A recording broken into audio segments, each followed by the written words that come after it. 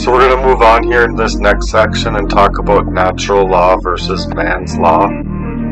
The natural law is based on principles of truth, which are inherent in creation, and man's law is based on the dogmatic beliefs that are constructs of the mind, not on truth and on fact principles of the natural laws, natural order.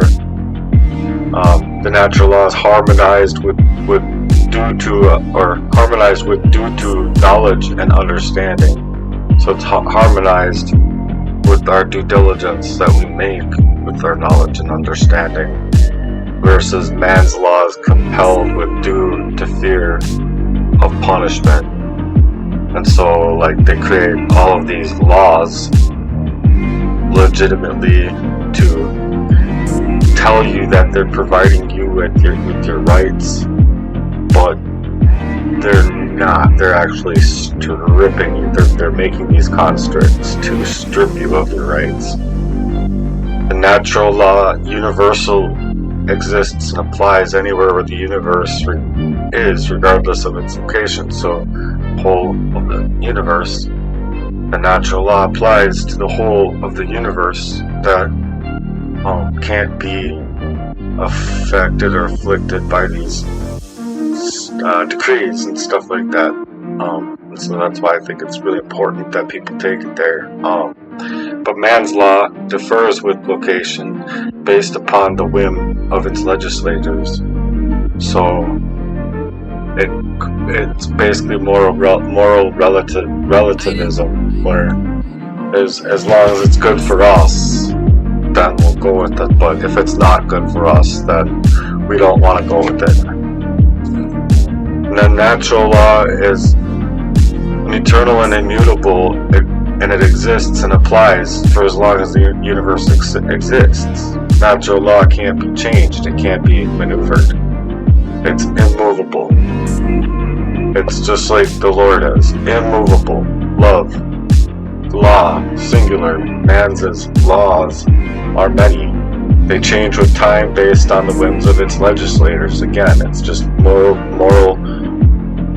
relativism to what people believe in. And so, natural law based upon our principles of truth, which are inherent to creation, it's just meant to be focused on to really make it matter and put it into perspective in your life, where all these other dogmatic beliefs are just constructed by that kind of filth in the mind and heart and everywhere else.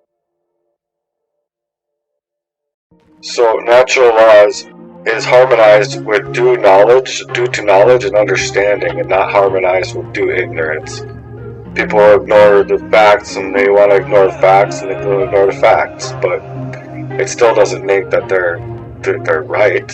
While man's many laws are only compiled with due to fear of punishment and retaliation. So with those two things that they create and construct on, it's like they'll build you up for that fear of punishment or retaliation, but then they'll also build you up in a way to construct for that retaliation. And so the system in and of itself then starts to be just as narcissistic as the narcissists are. See what I mean? Anyway, so the natural law is universal, and it exists and applies to anyone, anywhere in the universe, regardless of location. So, like, when you speak on these things, and you speak in that way for the decrees and your prayers for your existential being, or however you want to say it, for your existence to live and live your life, you actually do have the power to defer man's many laws with the power of your tongue. And this can also be like really stacked up thick against. And so when people are coming out here as truth tellers, and as those people that are standing up to the moral relativism as they want to create these laws around, we're stepping up into the battlefield, and they don't like it.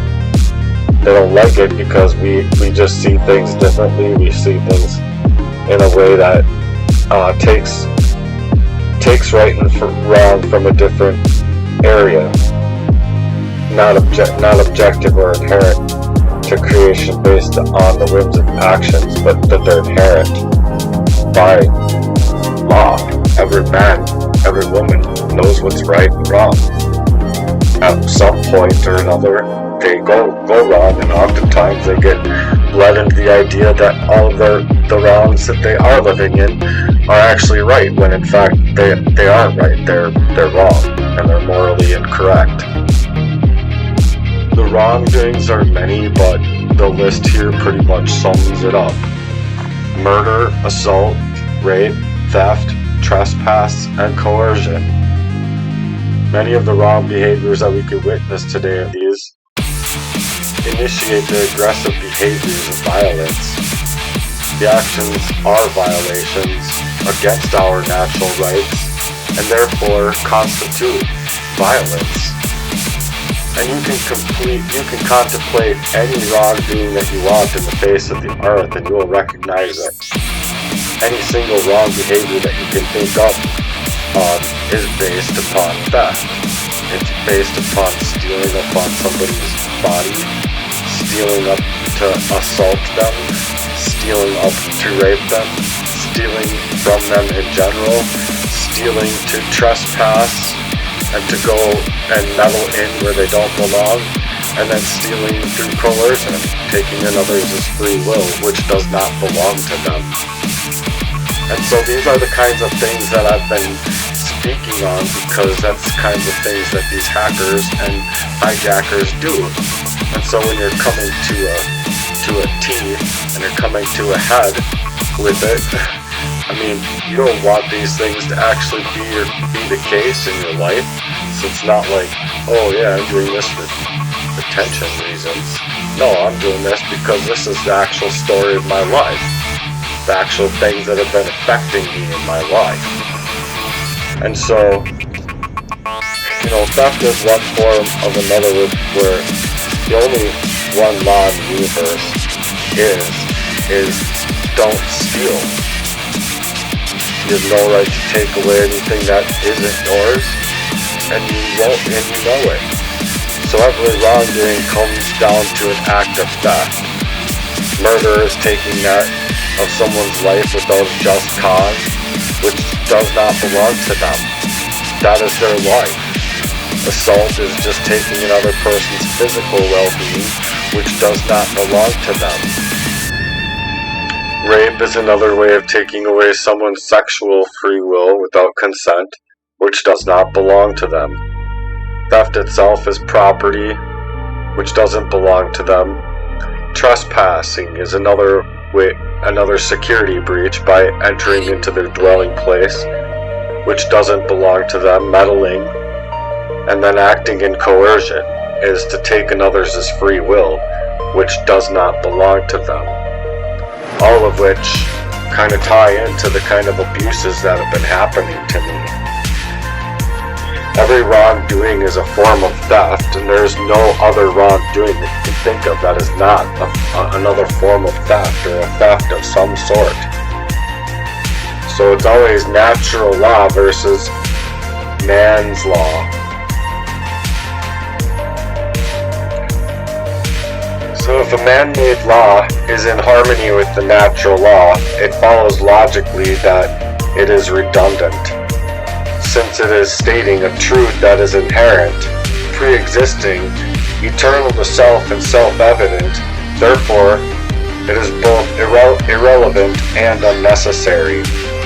If man-made laws is in opposition to natural law, it follows logically that it is both false as being incorrect and immoral as being harmful, or in other words, wrong. Therefore, it cannot be legitimately binding upon anyone. Natural law is the eternal and immutable force. It exists upon and applies for as long as the universe exists, and cannot be changed or tampered with. While man's law, on the other hand, changes with time, upon the whims of legislators, which also means that's the idea of moral relativism. If man-made law is in harmony with natural law, it follows logistically that it is redundant, since it is stating a truth that is inherent of a pre-existing, eternal, and self-evident one, or should be self-evident one. Therefore, the irrelevant is unnecessary. All of the irrelevancy that we see going on today is completely hideous, unnecessary. If a man-made law is in opposition to the natural law, it follows logistically that it is false. The fact that we don't need man's coercive laws and created many laws to compensate the one singular natural law, the law of love. And how should we restrict that to put compliances around it? And then only then will we get to actually experience a society that is based on freedom, as if we are in compliance with the natural law, because we engage in it in a moral behaved society. It's a society that itself becomes more free by the perpetual motion that it can be taken in. But people don't really see that either. They see, what can I gain from acting this way or that way, instead of holding frame. And as we keep engaging with these immoral behaviors, the society itself becomes more enslaved, more divided, and that's exactly what the devil wants. If they can get you divided, they're going to conquer you. And so long as there's a schism between the brotherhood of men, well, that's a society that's doomed and destined to fail as planned. There's a law that governs the whole society. As morality increases, freedom increases. As the morality declines, or as morality does decline, our freedoms decline. So does our ability to protect one another because of that schism. There's only so much divide. There's only one true divide in humanity.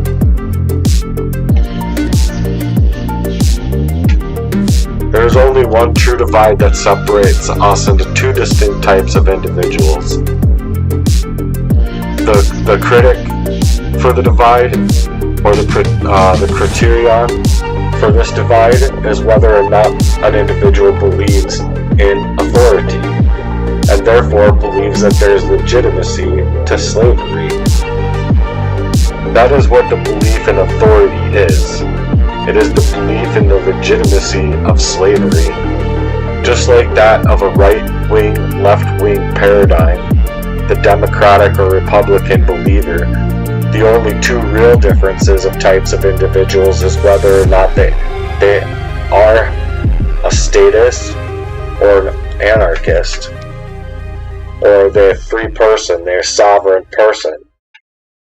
I'm talking about people and their personalities. I'm talking about what separates us into the two different camps of these sentient beings.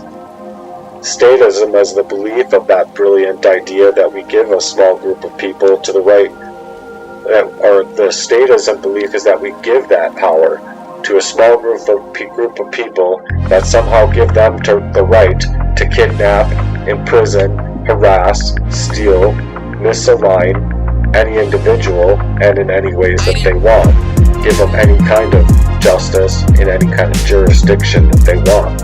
It's a complete setup, and it harasses us to the point of it's taking a legitimate kill to certain types of people out here. While at the same time we are being forced to believe that we're supposed to be protected from the same type of people that also harness these abilities for the kidnapping, the harassing, the stealing, and the killing of people. So the statist, in my opinion, is a complete utter failure and a disgrace to humanity. I mean, it's a brilliant ideology, don't you think? I mean, it's working out so well for humanity as it stands. The many laws that are supposed to protect us from the singular, but yet they don't even protect us from that which it was supposed to be ordained in the first place, to protect us, to actually protect our lives, and to actually protect our things. No, they're stripping us of those things and taking them away so effortlessly, just like the narcissists do. It's a flawless idea that's just been working out so wonderfully in their own pocket, so they don't care to stop it.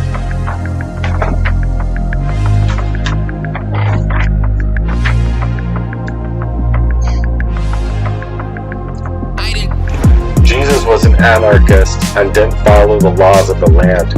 He spoke out against whatever they were offering you, including saying to give back unto Caesar that which is Caesar's. What is he talking about there? He's talking about that fake currency, money. The whole monetary system in it of itself is a fraud over mankind. And many of Christ's followers are not anarchists. They're actually not even sovereign anymore. Instead, they're turning into statists because they want to be able to step on the toes of anyone these days that doesn't carry that fear of retaliation or fear of imprisonment or both, for the lacking of a way that society has taken about things. So today, you can speak about anything truthful, or at least something that is near and dear to your heart, and you can be silenced as quick as you're trying to take it out. This is the major flaw of our system, when it acts as though it serves to protect our interests, when it's not servicing you, nor protecting your interests at all. At all. The truth is that many of these fake-ass Christians who believe in the authorities are given over to them by government, yet have these dissidents in their minds, thinking that somehow God can be giving the authority and bringing them into the laws to govern humanity, yet treat them with this legitimacy in such a disgraceful way. To all the authority that's invested in man, instead of investing in their time and investing it in the Lord. So the idea there is that they're serving two masters. So the statist is an individual who erroneously believes there is a such thing as this authority vested in certain human beings, which magically gives them the power the right to rule over other people, and that authority means that certain people, who we call government masters, have the moral right to somehow ensue these commands over those whom they rule, and those under their jurisdiction, which is etymologically at its roots means the law is what I say it is. Slaves have no moral obligation.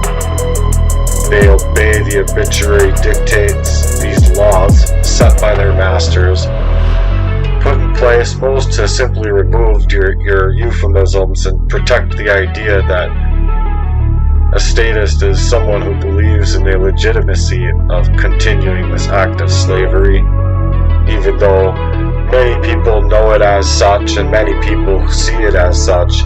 Everyone's just a bit too scared to say anything about it because, oh my gosh, what might happen to me? Well, look what's happened to me in 43 years of complete unlived man. So it's a valid way for anyone to be able to stand up their forces in that kind of spiritual realm, set their decrees against any kind of way that tries to validate any kind of force upon another individual in that way. And yet, we produce it out of fear of death, out of retaliation, or for speaking out against it, or for just the legitimacy of wanting to run away from something, wanting to be away from certain said people. They want to come and force their ways upon us, force their will upon us, steal away our joy, while also seeking to destroy us. By definition, it just makes a whole lot of immoral beings here on Earth. The problem is that people don't really understand the true meaning of anarchy. I'm not talking about people who call themselves anarchists out here. I'm talking about a true anarchist that believes that the true anarchists are speaking out against the powers that are invested into these many laws that create the kind of slavery which we're seeing going on today. It's well invested. It's a puppet show. Smoke and mirrors. Look over here. Don't learn your tongue. Education. We're going to train you really nice and well. Legitimate authority that steals outrightly the behaviors of where we would otherwise take ourselves. And that is the behavior of most profound slavery. The truest answers are to those who are invested in this kind of moral behavior with natural law, and who stick up for the moral obligation to speak out on such terms. It means no slaves and no masters. From the Greek prefix an, meaning without or the absence of, and the Greek noun archon, which is meaning master or ruler.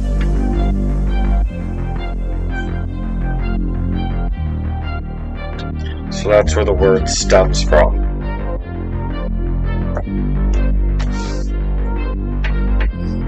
It does not mean that we are without rules. It literally means that we are without rulers. We are without people to master us and or push us around through coercive means and gains that are just beyond sick in some levels deep.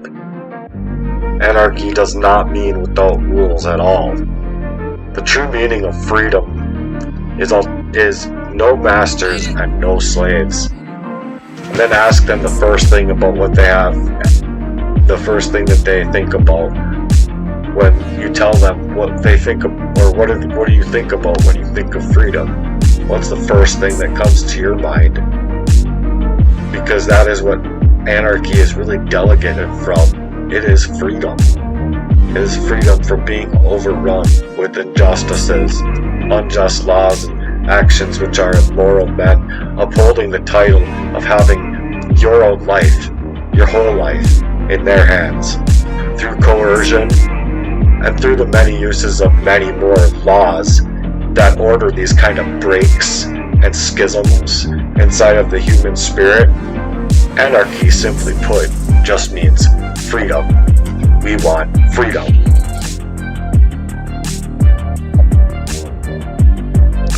Fact is that we need to live and exist in that of a world that does not hold the value of having a slave class and a master class of people, a ruled class and a rulered class of people.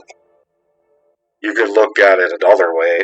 It's like it's free to go out to eat for all of the brokies, and then it's also costs like $2,000 to get into the room with like people that got money, and then it costs on average of $100,000 or $200,000 even, I've heard, to get inside of rooms with the billionaires, the really huge richies.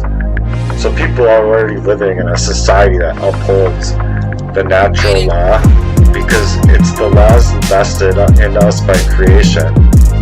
And the only way that we can ever get to a place of total freedom is by upholding those laws, those natural laws, by which are inherently given to us by creation, by being morally obligated to do so, and taking back the freedom that is instilled on us, because we deserve to live free and not have masters and not be slaves.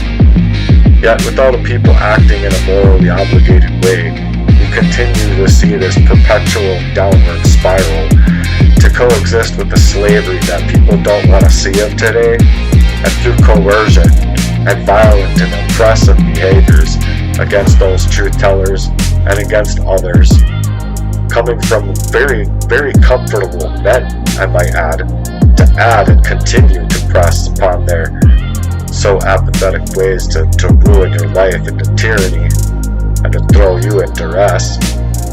We've had enough of the whips and chains, the hard-balled, shackled feet to the slavery right here in our own very country. And even full-on physical and emotional enslavement. And somehow we're just blind to see those kinds of slaveries even exist today. Because it's not happening to them. Why should I believe that that thing could be possible that this man is talking about? I'm not asking for validation. I'm coming out saying my piece. So people don't usually try to get too emotional out here in really tough positions. They rather love their enslavement. They protect it even at all costs. Over the fear of being afflicted by them through what they've been living in. Through that fear of what's been holding near and what's been holding near and dear to our hearts. What's been holding near and dear to us for the longest times. And it's just like that. It's like these people have a collection of all of our loves, all of our fears, all of this, all of that. How can we move? How can we do this? How can we do that? Fucking sick. And then they get paid money, good money, really good money, to come up and derail people's lives like that. A lot of hard work and barren, broken display of slavery is what built the infrastructure of society today. A lot of hard work. And you think that it wasn't these slaves going out there and working tirelessly for the kind of state that we're in right now? But yeah, this is the kind of slavery that we're grounded in this country. It's all around us. But instead of moving away from it, we're moving towards it more and more again and again. And it's bound to be a complete, utter joke to me if none of you want to hear the voice of reason and to stand up with me against it. Even though the most protected of their crimes feel like they can call in these same ways and get these same people involved in the kind of criminal activity and slavery that they've ensued because we've allowed that soft form of slavery to exist in the form of government. To govern the mind, self-control, mind control, and allowed for it to continue to harass people and for abusing our rights as individuals from all the people all across the world. I'm not just talking about right here at home. I'm talking about the whole kingdom, the whole world. If we can allow for this kind of thing to continue, what on earth are we going to see taking place in this country? If we don't stand up to it and get the good hearts of men pumping on a level that is pumping that good blood that so deeply means everything to us in levels of our freedom and levels of these constituents being taken away and trying to take away our lives. Because what are we living today? It's a complete farce, and it's a complete lie. So if you're living that lie, and you're feeling that with me, and you don't believe me, and you actually believe what I'm saying is true, stick with me. And I don't care if it's not true to you. This stuff is true to me. This stuff is all I've lived. It's true to people like Mark Passio and many, many others out here fighting for the truth. But we've had it with that waged war that we're stuck up against. We've had it with that absolute blinding of our human spirit, our integrity to move forward in a world that we know we deserve much more than what we've been offered thus far in humanity. And it's a complete and utter ridiculous failure, in my opinion, to call what a real humanity might even look like. Not only for ourselves, but for all of you who want to strip up our rights through all of these euphemisms and all of these many laws that are really degrading everything that's great, and really just digging out the root of anything that really creates that joy. Hell, I don't even think people know what it means to be great anymore these days. To harness that kind of freedom in our hearts, isn't enough to even see the bigger picture here. The bigger picture is that the world is God's picture. But I don't think people are even spirited enough to see that fashion enough to take it on as such. I think people have lost their courageous hearts, their courageous selves, and they've become a little bit too hardened by the ways of this world, all too fake and all too shifty to assault the minds of men and women that provoke them. Instead of helping them, they provoke them into a world where we have lost that kind of integrity, lost the ability to speak out about anything, and lost the ability to be in this country to do much of anything that has to deal with how we actually wanted to live our own lives. And then we're supposed to lose the grit in the timeliest of fashions to not even be able to come out and speak out about the things that have utterly destroyed our lives, utterly have been molded up into a way to harness that kind of confusing behavior that's moving in this kind of new world order that they want to have taking place. Yeah, I think all your fucking agenda is a fucking farce and it's bullshit. And you can take all that work that you've contemplated on creating this kind of society as if there is any kind of moral relativism in it at all. Morality. Yeah, relative to us, but we'll see how it works for you, right? Yeah, that's exactly how it is. I don't think people know what they have to give until they realize that what they can lose is greater if they continue to keep on deciding to give and give and give all that they've got. You will be giving until you got nothing left. Much like me, with what I recently discovered, how could a man and a woman go so fucking effortlessly deep? And especially where that man has been moving in silence as a snake throughout all of the years of my pastime. I've been through homelessness, I've been through anger management, I've been through this, I've been through the mill, man, because of this fucking piece of shit. And then they want to say that they have the ability to harness these kinds of rights, to not go after these kinds of fucking people that do these things. No, you are honored to take up umbrage to go after these kinds of people. Because some people are getting a whole different system based on the many laws that they create. And it's a whole different system because A, you need money in order to even get heard. And then when you are, you're like slipped in with a different government. Someone else gets in there just in the nick of time to deal with you. And that's what happens to me over and over. Stenographer coming out to tell me, in all the years I've worked here and done this, I have never seen this ever. You need to fight this. Yeah, how am I supposed to? You're a targeted individual. People are in the background of your information, in the background of your being able to get out from under, in the background of you blacklisting you, making it just blackballing you at every corner you turn. Your own information you can't get to. Oh, in the timeliest of fashions too, I might add. Oh, you need to make money, let's make sure his phone's hacked. He has to do all of this work. If it's even just some time, a block of time to eat up inside of your life, to move with constrictive action, to be able to be taken inside of your life in that kind of way. It's nothing but to create that schism in your life, create that break, make a good friend be paid off.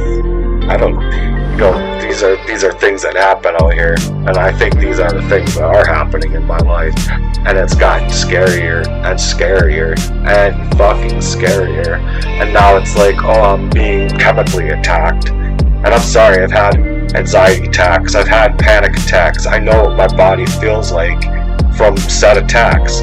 I feel like I know what my body would feel like from having an organic heart attack. Or being able to know with my stamina that I have the mental capacity to be able to know and take it there.